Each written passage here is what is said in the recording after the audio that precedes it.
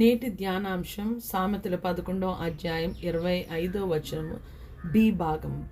నీళ్లు పోయు వారికి నీళ్లు పోయబడును అని రాయబడి ఉన్నది.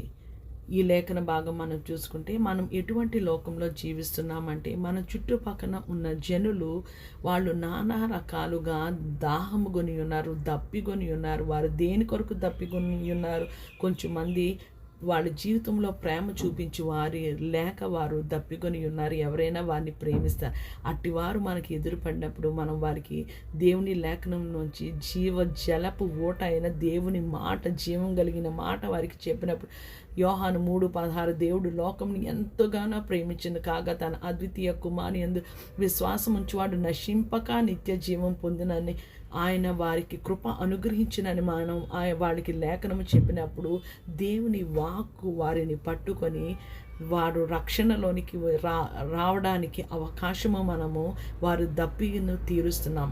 అదేవిధంగా ఇంకొకరు ప్రోత్సాహం కొరకు చాలామంది వారి జీవితాల్లో చాలా నెగిటివ్గా మాట్లాడి చాలా నిరుత్సాహపరిచేసి నీకు ఉద్యోగం రాదు, నువ్వు పరీక్ష పాస్ అవ్వలేవు, నీకు వివాహము కాదు అని మాటికి నిరుత్సాహపరచడం వల్ల వాళ్ళు చాలా దిగజారిపోయిన స్థితిలో మనము వారి దగ్గరికి వెళ్ళి, లేకపోతే వాళ్ళు మన దగ్గరికి వచ్చినప్పుడు ప్రియ సహోదరి దేవుడు అనేవాడు ఉన్నాడు, దేవుడు అనేవాడు చూస్తాడు.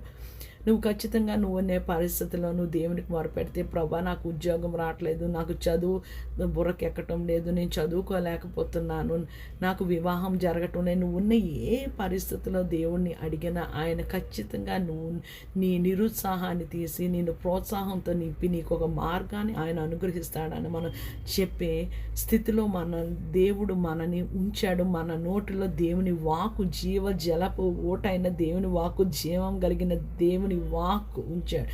నిరీక్షణ లేని వారికి దేవుడే మనకి నిరీక్షణ లేని లోకంలో దేవుడే మనకి నిరీక్షణ. ఆయనే సృష్టికర్త అయిన దేవుడు, ఆయనే సైన్యములకు అధిపతి యెహోవా, ఆయన మాట్లాడే దేవుడు, ఆయన చూచే దేవుడు అని మనము వారికి నిరీక్షణ లేని వారికి ఇచ్చినప్పుడు వారు ఖచ్చితంగా ఆ నిరీక్షణ లేని పరిస్థితుల్లో వాళ్ళు బయటకు వచ్చే అవకాశం ఉన్నది.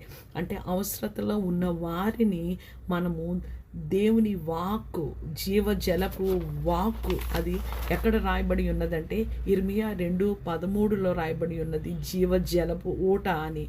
అండ్ కీర్తన 36:9 ఆయన జీవపు ఓట అని రాయబడింది. ఇర్మియా 31:24 అలసి ఉన్న వారి ఆశని తృప్తిపరచుదును అని అక్కడ రాయబడిందంటే మనము జీవితంలో ఎటువంటి నిరాశ చేత, ఏ నిరీక్షణ లేని వారు, ఎటువంటి బాధలు ఉన్నవారినైనా దేవుని వాక్యము ఉత్తేజపరుస్తుంది. వారు దప్పిక